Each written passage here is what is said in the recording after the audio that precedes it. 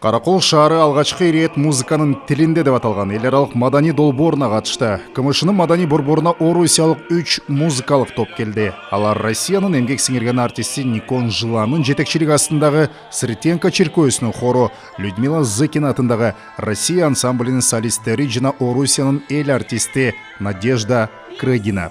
Релик триосу жана скрипкачы Ирина Павлихина.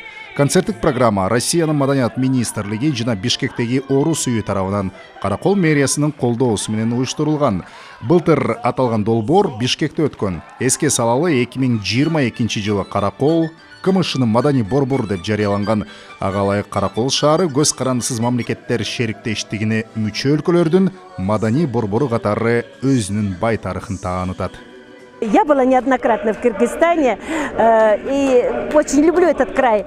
Мен буга чейин да Кыргызстанга бир нече ирет келгем. Албетте элинин өзгөчөлүгү меймандостугунда. Андыктан көп улуттуу кыргызстандыктарга ар дайым бейпил турмуш каалайм. Анан албетте табияттын кооздугу, кайда барбасаң көз жоосун алган жаратылышы, кооз шаарлары мага абдан жагат. Насип этип бул жолу да музыка дүйнөсү бизди Каракол шаарына алып келди. Андыктан бүгүнкү кече ар бирибиздин жан дүйнөбүзгө жагымдуу сезимдерди тартуулады деп ойлойм.